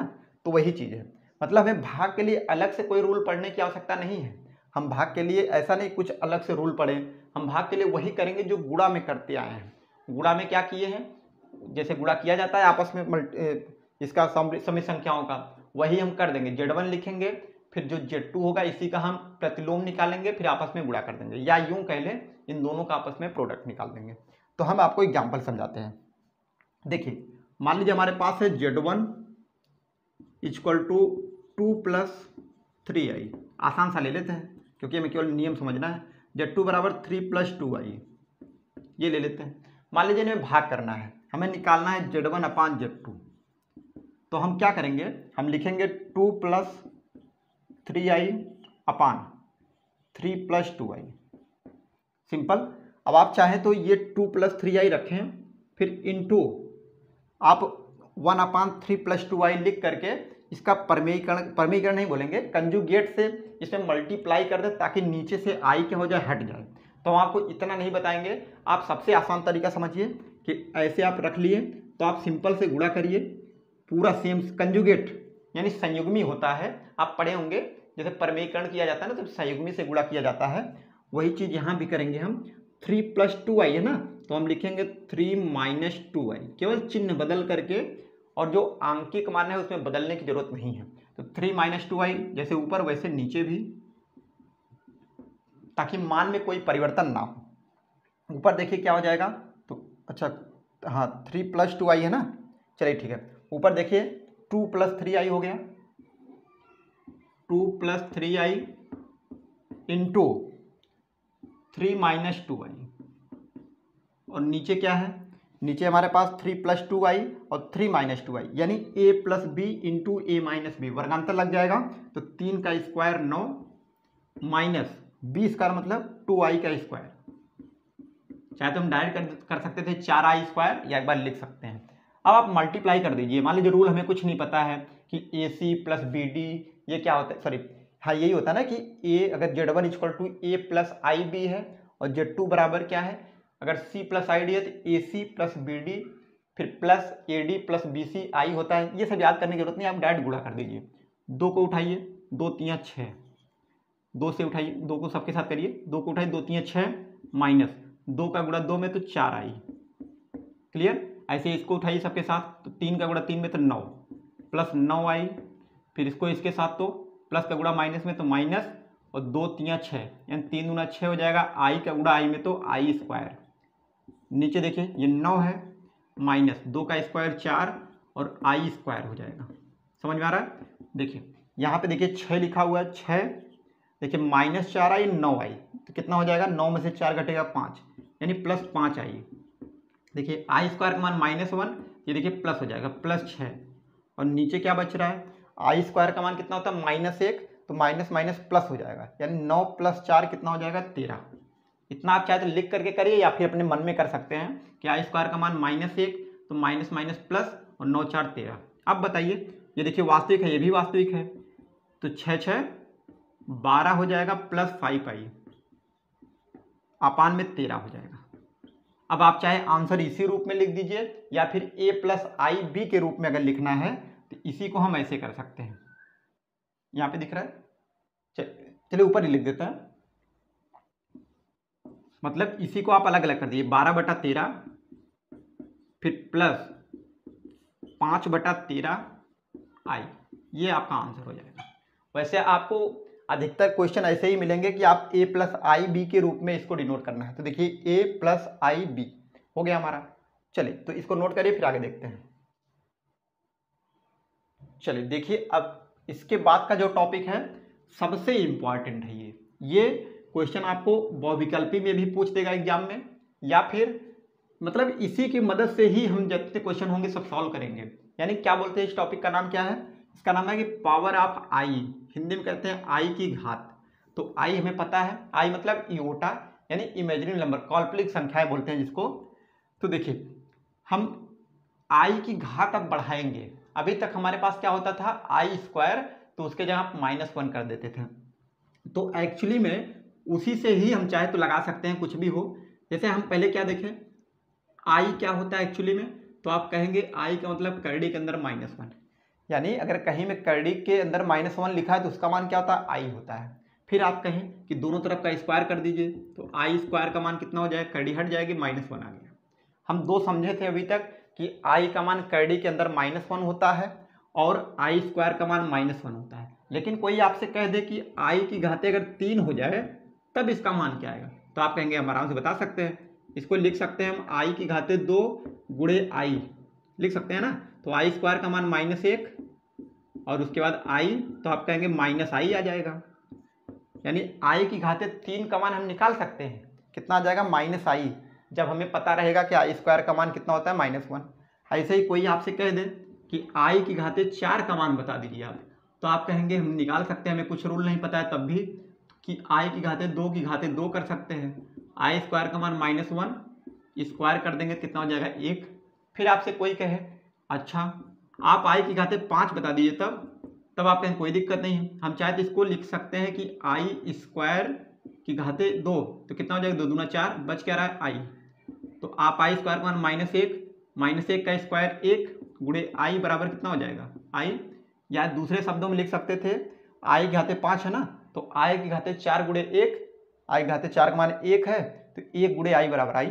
मतलब कहने का अर्थ है कि अगर हमें i² का मान -1 पता है तो उसकी मदद से हम जितना भी चाहे हम उसका मान निकाल सकते हैं। जरूरी नहीं है कि इसके बाद मैं एक फार्मूला भी बताऊंगा, आप उससे ही निकालें, आप जैसे मन करे वैसे निकाल सकते हैं। मैं ज़्यादा कोई ले लूँ, ऐसा नहीं कि ये i का मान ऐसे ही 5-6 तक ही पूछेगा, कुछ भी पूछते 1000, 2000, 10,000 तब भी हमें कोई दिक्कत नहीं है। मान लीजिए हमें निकालना पड़ जाए आई की घाते 101 का मान, तब हम क्या करेंगे, कोई दिक्कत नहीं है, हम सिंपल सा करेंगे कि आई की घाते 2। अब यहाँ पे कितना कर दें, मान लीजिए हम कर दिए 50, तो 50 दूना 100, आई की घाते 100 हो चुका है, अभी 1 बच रहा है, तो हम यहाँ पे कर देंगे आई। देखिए आई स्क्वायर का मान -1 और -1 की घाते सम संख्या कितना हो जाएगा, 1 गुणे आई बराबर कितना हो जाएगा आई। ऐसे ही हम करके जो भी हमें निकालना होगा हम निकाल सकते हैं। लेकिन आप कहेंगे क्या जरूरी है इस तरीके से करना, कोई शॉर्टकट कोई तरीका नहीं है, कोई फार्मूला, तो ऑफकोर्स एक तरीका है, आप चाहे तो उस फार्मूले से लगा सकते हो। वैसे कोई कठिन फार्मूला नहीं है कि जो आपको याद ना हो, आराम से याद हो सकता है। देखिए फार्मूला है कि अगर कहीं पे आई पावर लिखा हो 4, वैसे बुक में के रूप में दिया है, आप चाहे n के रूप में ले सकते हैं, कोई दिक्कत नहीं। कहीं पे लिखा हो आई पावर 4n, तो इसका मान 1 होता है। हम मान के चलेंगे n क्या है, यहाँ पे कोई पूर्णांक है, n क्या है, कोई पूर्णांक है। चलिए आई की घाते 4n है तो इसका मान 1 होता है। पहले मैं फार्मूला लिख दूं, आई की घाते 4n है तो इसका मान 1 होता है। दूसरा, अगर आई की घाते 4n + 1 का रूप है तो उसका मान आई होता है। तीसरा, आई की घाते 4n + 2 है तो इसका मान -1 होता है। चौथा, आई की घाते 4n + 3 है तो उसका मान कितना हो जाएगा, -i हो जाएगा। आप कहेंगे ऐसे कैसे कर दे रहे हैं, कैसे पता कि इसका मान ये होगा, तो हम देख सकते हैं कि आई की घाते कुछ भी हो, अगर 4 का गुणज है, मान लीजिए 4 है, तब भी उसका मान 1 ही आएगा। आई की घाते 4 का गुणा करते चले जाए, 4 दूना 8, तब भी इसका मान कितना आएगा, तो आप कहेंगे इसका मान 1 ही आएगा, क्योंकि 4 से पूरा कट जा रहा है। अगर हम निकालना भी चाहें तो डायरेक्ट हम इसको लिख सकते हैं आई की घाते 2 की घाते 4 -1 की घाते 4 बराबर 1। तो हमें इतना करने की जरूरत नहीं पड़ेगी, हम खाली इतना देखेंगे कि हम जो भी घात रहेगी उसको हम 4 से भाग करेंगे। अगर पूरा कट गया, ऐसे समझ सकते हैं, पूरा कट गया तो उसका मान 1, अगर पूरा कट गया तो उसका मान 1 आएगा। आप कुछ भी ले लीजिए, मान लीजिए आई की घाते 64 हो गया, तब भी इसका मान कितना आएगा, 1 आएगा, क्योंकि 4 से कट रहा है, 16 चौका 64। या कुछ भी ले लीजिए, 128 ले लीजिए, तब भी इसका मान कितना आएगा, तो आप कहेंगे 4 से भाग करिए, 4 × 12 4 दूनी 8, पूरा कट गया, इसका मान 1 आ गया। अब हमें आई की घात कुछ भी होगी तो केवल ये समझना है कि क्या उसकी घात पूरा 4 से कट रहा है नहीं कट रहा है। अगर पूरा कट गया तो उसका मान 1 होगा, इतना हम समझ गए। अब आप कहेंगे क्या जरूरी है हमेशा कट ही जाए, अगर ना कटे तब, तो हमारे पास 3 ऑप्शन है कि अगर नहीं कटेगा तो हो सकता है उसका जो शेषफल है वो 1 आए, या 2 आए, या फिर 3 आए, क्योंकि 4 आ नहीं सकता है, क्योंकि 4 आएगा तो पूरा फिर से कट जाएगा। तो इसका मतलब है कि अगर आई की घाते क्या हो जाए, एक से मतलब आई की घाते इस रूप में हो कि अगर हम 4 से भाग करें तो शेषफल 1 आ जाए। तो हम अगर लिखना चाहें आई की घाते, मान लीजिए हम ले 17 ले लें सिंपल सा, तो आप कहेंगे 4 से हम अगर भाग करेंगे 17 में तो लिखेंगे 4 चौका 16, शेषफल कितना आ गया 1। तो शेषफल 1 किसके लिए है, ये वाला है, ये शेषफल को दिखाता है, तो डायरेक्ट उसका मान आई हो जाएगा। इतना सोचने की जरूरत नहीं, आप ऐसे कहेंगे अपने माइंड में सोचेंगे कि 17 4 चौका 16 और बचा कितना 1। जब 1 बच रहा है तो आई की घाते 1 अगर करते तो कितना आता है, आई ही आता ना, बस मतलब जो शेषफल आए समझने के लिए, अगर भूल भी जाए तो आई की घाते वही चढ़ा दीजिए। देखिए, और अगर हम बात करें, अगर मान लीजिए 18 होता, तब मान लीजिए 18 है तो 4 से हम भाग करेंगे तो 4 चौका 16 हो जाएगा, शेषफल कितना आ गया 2।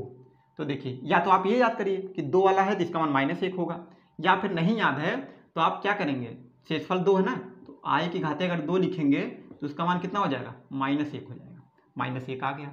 इसका मतलब आई की घाते 18 का मान कितना होगा, -1। कहने का अर्थ ये है कि जो भागफल जाएगा इससे कोई मतलब नहीं है, हमें मतलब केवल किससे, शेषफल से। ऐसे ही करके आप निकाल सकते हैं, कुछ भी लेंगे सबका मान आराम से निकल जाएगा।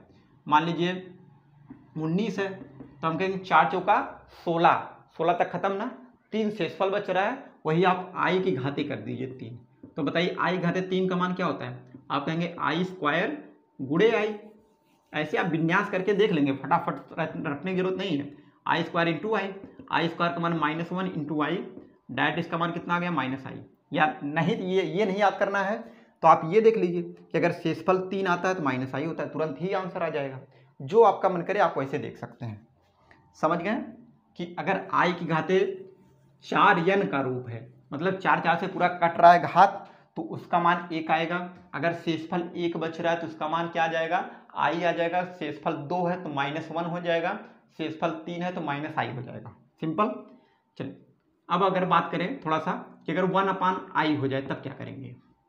1/i हो जाए तो कभी भी ऐसा नहीं कि इसको इसी तरीके से छोड़ देंगे, हम इसको हम ऊपर नीचे i से गुणा कर देंगे। i से गुणा, इस रूप का क्वेश्चन पूछा जाता है कि 1/i का मान बताइए, तो ऊपर नीचे i से गुणा करेंगे। i का गुणा 1 में तो i अपान नीचे i के गुणाई में तो i स्क्वायर। देखिए ऊपर i हो गया, नीचे i स्क्वायर का मतलब कितना होता है -1, यानी -i हमारा आंसर हो जाएगा। क्लियर। चल अब इसके बाद देखें, अब हमारे पास है यानी कि समित संख्याओं का वर्गमूल हम कैसे निकालते हैं, ये टॉपिक है। चलिए उसको भी देख लेते हैं जल्दी से। तो देखिए समित संख्याओं का वर्गमूल से मतलब होता है, सबसे पहले अगर वर्गमूल की बात करें कि वर्गमूल क्या होता है, तो आप कहेंगे कि वर्गमूल का मतलब होता है जैसे 4 लिखा है करड़ी के अंदर, तो हम इसके अंदर से हम क्या निकाल सकते हैं, तो आप कहेंगे इसके अंदर से 2 निकलेगा। क्यों? क्योंकि वर्गमूल का मतलब ही क्या होता है, स्क्वायर रूट यहाँ पे 2 छिपा होता है, तो हम इसको लिख सकते हैं 2 की घाते 2। अब और विस्तार से लिखना चाहते हैं ऐसे कर सकते हैं, 2 की घाते 2, और इस करड़ी के अंदर 2 का मतलब क्या होता है 1/2, ये हो जाएगा 2 की घाते 2 गुणे 1/2, कट गया बराबर कितना आ गया 2। तो हम इतना करते नहीं, सिंपली हम समझ चुके हैं कि अगर 4 है करड़ी के अंदर तो उसका वर्गमूल 2 होता है। लेकिन अगर यही क्या हो जाए करड़ी के अंदर -4 हो जाए तब क्या कहेंगे आप, तो आप कहेंगे 4 का वर्गमूल तो 2 हो जाएगा, और करड़ी के अंदर -1 होता है तो उसका मान i हो जाएगा। क्लियर। मतलब हम समझ गए। इसको थोड़ा हटा देते हैं, आपको थोड़ा सा और स्टार्टिंग से लेके चलते हैं। जैसे हमारे पास क्या था, i था, i का मान क्या था करड़ी के अंदर -1, मतलब हम समझ गए कि -1 का वर्गमूल क्या होता है, -1 का वर्गमूल i होता है ना। इसका अर्थ ये हुआ कि i स्क्वायर बराबर किसके होता है, -1 के, ये होता है ना। लेकिन अगर हम ये लिखना चाहें कि क्या करड़ी के अंदर -1 का वर्गमूल तो i होता है, लेकिन अगर क्या हो जाए ये माइनस ऐसे आ जाए, यानी माइनस करड़ी के अंदर -1, तो क्या इसका वर्गमूल i नहीं होगा, तो आप कहेंगे होगा, क्योंकि जब स्क्वायर करेंगे तो i का स्क्वायर i हो जाएगा बराबर माइनस का स्क्वायर प्लस, और करड़ी का स्क्वायर करड़ी हट जाएगा, बचेगा -1। मतलब कहने का अर्थ ये है कि जो -1 का वर्गमूल होता है ना, -1 का जो वर्गमूल होता है i और -i दोनों होता है। समझ गए। लेकिन हम सिंपली क्या लिख लेते हैं कि करड़ी के अंदर -1 है अगर, तो उसका मान i हो जाता है। जबकि हम देख रहे हैं कि -1 का वर्गमूल कर रहे हैं तब भी कितना आ रहा है, i आ रहा है। लेकिन अगर -1 का वर्गमूल निकालेंगे तब भी कितना आ रहा है, i आ रहा है। तो इसका मतलब करड़ी के अंदर -1 है तो इसका वर्गमूल कितना होता है, +-i होता है। समझ गए। बस यही समझना है। जैसे 4 का ही वर्गमूल क्या होता है, तो आप कहेंगे 2 होता है। सिंपल से हम 4 का वर्गमूल 2 लिख लेते हैं। करड़ी के अंदर 4 होता है तो हम कहते हैं 2 होता है, लेकिन एक्चुअली में सही तो ये है कि + इसके आगे लिखा होता है, तो 4 का वर्गमूल +-2 होता है, क्योंकि जब 2 का स्क्वायर करेंगे तब भी 4 आएगा। ऐसे ही जब 2 का स्क्वायर 4 -2 का स्क्वायर तब भी 4, ये बेसिक चीज़ है। चलिए अब आगे बढ़ें। चलिए अब इसके बाद हम देखते हैं, चलिए कुछ एग्जाम्पल को हम सॉल्व कर लेते हैं, तब देखते हैं इसके बाद कंजुगेट और मॉडुलस क्या होते हैं। चलिए एग्जाम्पल कर लेते हैं। इसमें 2 दिया गया है, एक हम बता देते हैं, एक कर लीजिएगा। जैसे हमारे पास अगर क्वेश्चन है कि निम्नलिखित को a + ib के रूप में व्यक्त करें। पहला है कि -5i और उसके बाद है 1/8i, इसी को हमें a + ib के रूप में व्यक्त करना है। तो हम करेंगे क्या, सिंपल सा, हम वास्तविक को वास्तविक के साथ गुणा कर देंगे। देखिए -5 है और 1/8 है, गुणा कर दीजिए तो हो जाएगा -5 × 1/8 एक साथ हो गया, और i का गुणा i के साथ तो हो जाएगा i²। क्लियर। देखिए अब ये हो जाएगा -5/8, और देखिए i² का मान कितना होता है, -1 होता है, तो गुणा हो जाएगा प्लस हो जाएगा, यानी 5/8। और हमें लाना किस रूप में था, हमें लाना था ए प्लस आई बी के रूप में। तो हम केवल इतने ही करके नहीं छोड़ेंगे, हम इसी में क्या जोड़ सकते हैं, प्लस 0 आई भी कर सकते हैं, क्योंकि मान में कोई अंतर नहीं आएगा, 0 से आई में गुणा करेंगे 0 ही हो जाएगा, फिर से 5/8 आ जाएगा। मतलब अगर क्वेश्चन में कह दे ए प्लस आई बी के रूप में व्यक्त करिए, तो इसका मतलब है कि इस रूप में बनाना ही बनाना है। अगर ये नहीं होता तो आगे हम 0 लिख देते हैं। क्लियर। चलिए अब आपको हम बताते हैं समित संख्या का मापांक और संयुग्मी क्या होता है। Modulus and conjugate. देखिए, यानी modulus and conjugate of complex numbers क्या होते हैं, मॉडुलस एंड कंजुगेट क्या बोलते हैं, मॉडुलस को बोलते हैं मापांक और कंजुगेट को क्या बोलते हैं, संयुग्मी। मतलब मापांक क्या होता है किसी समित संख्या का, और संयुग्मी क्या होता है इसके ऊपर बात करेंगे हम। हमारे पास मान लीजिए कोई समित संख्या है z बराबर a plus i b. General कोई ले लेते हैं कि z बराबर a प्लस आई बी है। कोई आपसे कहे मापांक बताइए इसका, मापांक यानी इसका क्या बताइए, मॉडुलस बताइए। तो हम मॉडुलस को हमेशा ऐसे डिनोट किया जाता है, ऐसे मॉड लगा करके मॉडुलस। यानी कोई आपसे कहे मापांक बताइए z का, तो आप 2 लाइन ऐसे खींच देंगे, तो इसका मतलब है मॉडुलस है ये। और इधर क्या करते हैं, इधर हम ऐसे बनाते हैं करड़ी और वास्तविक का स्क्वायर प्लस आई का जो गुणांक है b, इसका स्क्वायर। यही हमारा हो जाएगा आंसर। क्लियर। क्या समझे हम कि जो भी हमें कॉम्प्लेक्स नंबर दिया रहेगा समित संख्या, हम अगर मॉडुलस निकालना डायरेक्ट 2 लाइन खींचेंगे, अगर z है तो उसको लाइन खींच करके, और ये वास्तविक का स्क्वायर करड़ी के अंदर यानी करड़ी बनाएंगे, वास्तविक का स्क्वायर प्लस आई का जो गुणांक है b, उसका स्क्वायर। ध्यान रख आई को हमको नहीं लेना है। मान लीजिए हमारे पास कोई एग्जांपल हो जाए कि z बराबर 3 प्लस कुछ भी ले सकते हैं ना, चलिए 3 प्लस चलिए 2 ही ले लीजिए, 2i, कोई दिक्कत नहीं है, करड़ी के अंदर रहेगा तब भी कोई दिक्कत नहीं है, केवल हमें रूल समझना है। कोई आपसे कहेगी इसका मॉडुलस बताइए, मापांक बताइए, तो आप कहेंगे मॉड z बराबर अंडर रूट 3 का स्क्वायर 9 प्लस 2 का स्क्वायर 4, सॉल्व करें करड़ी के अंदर 13, यही हमारा आंसर आ जाएगा। समझ गए, ये मॉडुलस निकालने का तरीका है। फिर चलिए कंजुगेट देख लेते हैं इसी के साथ में। कंजुगेट क्या होता है, इन सब की आवश्यकता पड़ेगी तो ध्यान से देखिएगा। कंजुगेट मतलब संयुग्मी। हमारे पास कोई हमारे पास मॉडुलस है, सॉरी कोई वो है कॉम्प्लेक्स नंबर z है a प्लस आई बी, और इसका कंजुगेट निकालना हो, तो याद रहे मॉडुलस को निकालना होगा तो ऐसे हम दिखाएंगे, लेकिन अगर कंजुगेट निकालना है, संयुग्मी निकालना है, तो हम इसको ऐसे लिखते हैं। मतलब z बनाएंगे, उसके ऊपर एक लाइन खींच देंगे, इसको पढ़ेंगे z बार, इसका कंजुगेट कहलाता है। तो ये क्या हो जाता है, जो पूरा लिखा होता है अंक में कोई परिवर्तन नहीं, केवल चिन्ह बदल दीजिए, तो ये हो जाएगा a प्लस है तो माइनस आई बी, बस इतना ही केवल करना है। अगर z a plus i b है तो उसका कंजुगेट निकालना है, तो आप कहेंगे z बार बराबर a माइनस आई बी हो जाएगा। ऐसे ही इसका भी कंजुगेट ये है, मतलब दोनों एक दूसरे के क्या है, संयुग्मी होते हैं। ऐसा नहीं केवल इसका संयुग्मी ये है, इसका भी संयुग्मी ये है। इतना समझ गए। चलिए इसके बाद भी कोई टॉपिक है तो देख सकते हैं आप, वैसे तो कोई ज़्यादा इम्पोर्टेंट नहीं है, लेकिन इसके बाद कुछ इसी में टर्म दिया गया है कि अगर 2 समित संख्याएं हैं हमारे पास, z1 और z2 के लिए कुछ निष्कर्ष निकाला गया है।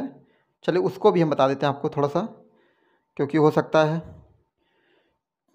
माइंड में आपके सेटअप हो जाए तो थोड़ा सा अच्छा रहेगा ना। z इनवर्स इक्वल टू 1/, ये हो जाएगा। चलिए बता देते हैं। ये सब रूल है, रूल आपको याद रहेगा तो अच्छी बात है, और क्वेश्चन नहीं याद रहेगा चलेगा, क्योंकि क्वेश्चन इसी से बनाएगा ना, जो भी एग्जामिनर होगा क्वेश्चन इसी से बनाता है, जो रूल होता है उसी के अकॉर्डिंग। मान लीजिए हमारे पास z बराबर है a प्लस आई बी, इसी से लेके चलते हैं, और z बार क्या होगा, तो आप कहेंगे z बार हो जाएगा a माइनस आई बी, ये होगा ना। फिर आपसे कोई कह दे कि आप z इनवर्स निकालिए, तब क्या होगा, तो आप कहेंगे z इनवर्स का मतलब क्या होता है, 1/z होता है, ये होता है ना। तो 1/, और z का मान क्या है, a प्लस आई बी है। क्लियर। चलिए कंजुगेट से गुणा कर दीजिए, a प्लस आई बी है ना, तो ए माइनस आई बी से गुणा कर दीजिए, ए माइनस आई बी। ये आ क्या रहा है एक्चुअली में, ये जेड इनवर्स आ रहा है।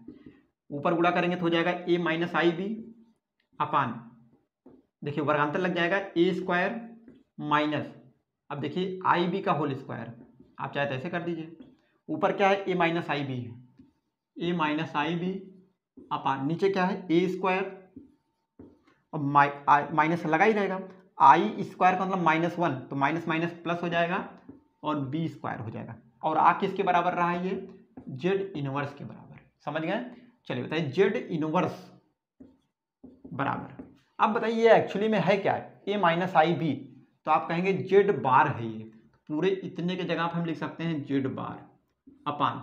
अब ये एक्चुअली में क्या है, तो आप कहेंगे इसको हम ये लिख सकते हैं, ए माइनस आई बी तो लिख ही सकते हैं इसको भी हम कर सकते हैं करड़ी के अंदर ए स्क्वायर प्लस बी स्क्वायर और इसकी घाते 2।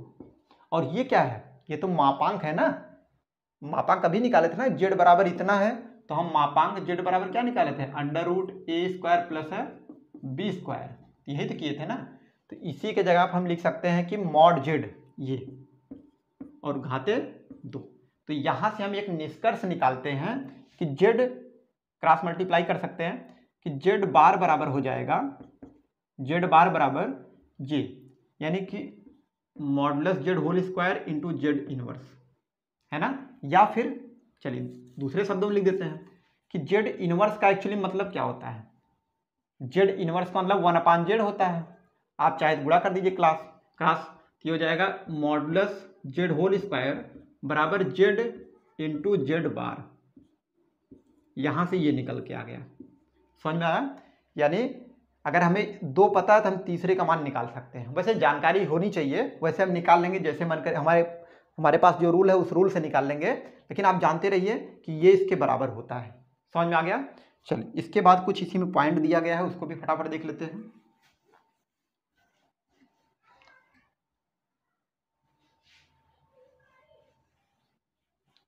जैसे हमारे पास अगर कहीं पे मिल जाए कि मॉडुलस Z1 इंटू Z2, ये क्या होगा, तो आप कहेंगे अलग अलग कर देंगे, यानी modulus of Z1 into modulus of Z2 हो जाए। समझ गए?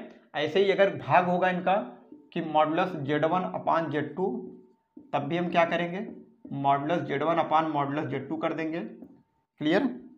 तो बार की बात नहीं हुई क्या यहाँ पे? चलिए ठीक है, ऐसे कर सकते हैं। अगर बार की बात होगी कि Z1 इंटू Z2 बार, तो इसको आप कर सकते हैं Z1 बार इंटू Z2 बार, मतलब वही सिंपल सा है, जो भी रूल लगेगा हम आराम से कर सकते हैं। यानी कि अगर दोनों पे है तो उसको अलग अलग कर सकते हैं। और क्या दिया गया है, और हमारे पास अगर है कि Z1 प्लस माइनस Z2 और सबका बार है अगर, तो जैसे योगफल में सॉरी गुणन में था तो इसको हम अलग अलग कर दिए, ऐसे योगफल में भी दिया गया है तो उसको भी हम अलग कर सकते हैं, यानी Z1 बार प्लस माइनस Z2 बार। और क्या दिया गया है, और चलिए भाग में भी दिया गया है कि अगर Z1 अपान Z2 और पूरे का बार है इसको हम अलग अलग कर सकते हैं। ध्यान दें पूरे का है, इसको हम अलग अलग कर सकते हैं Z1 बार अपान Z2 बार। बस जानते रहे कि ऐसे ऐसे हम कर सकते हैं, वैसे कुछ रटने की आवश्यकता है नहीं, सब दोनों में है तो अलग अलग हो गया, ये था दोनों में तो अलग अलग हो गया, ऐसे ही है। तो इसमें कुछ एग्जाम्पल है तो 1-2 कर लेते हैं और आप कर लीजिएगा।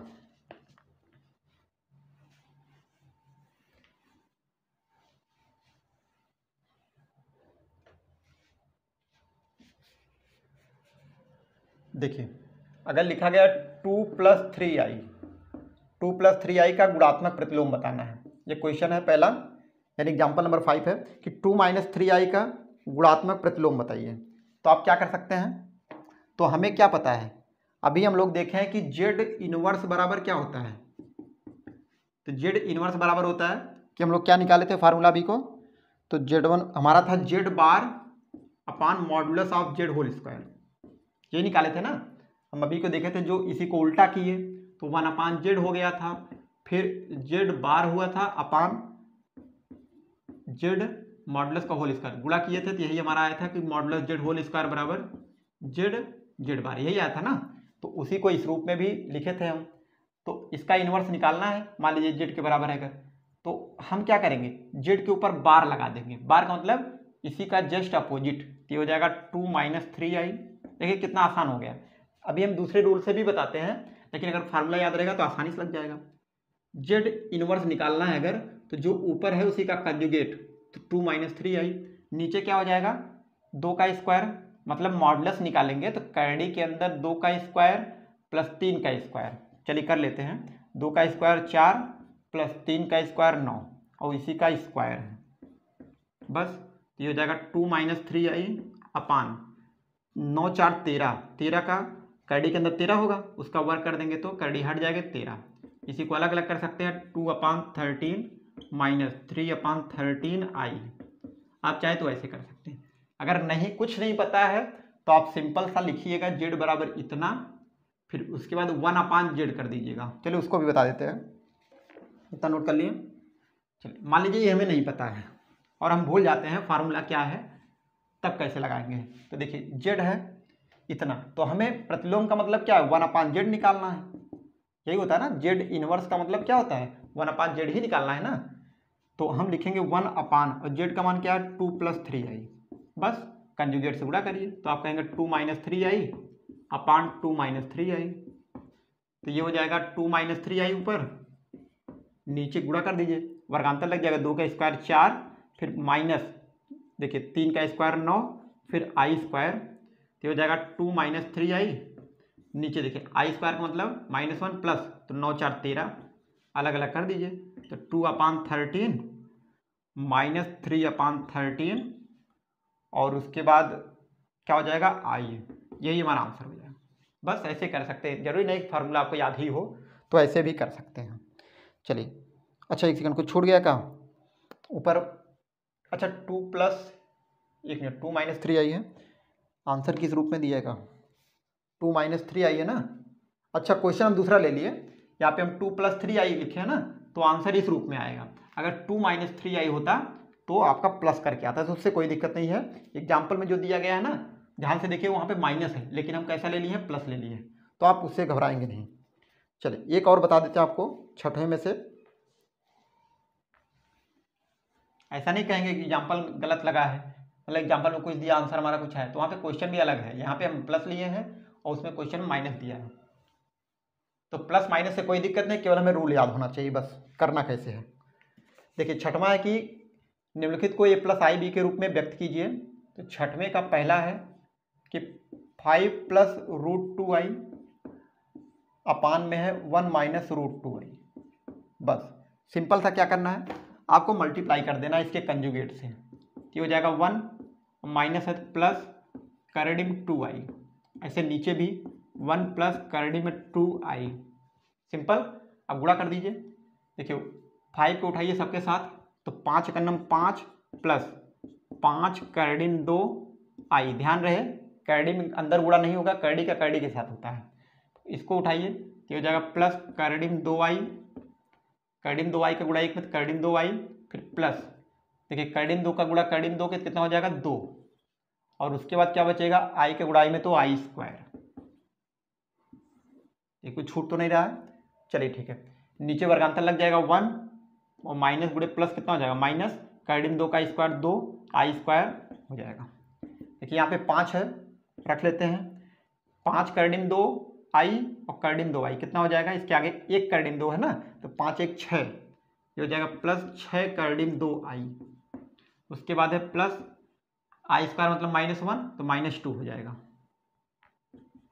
अपान नीचे क्या है 1, देखिए आई स्क्वायर का मान -1 होता है, तो ये प्लस हो जाएगा, यानी 1 + 2।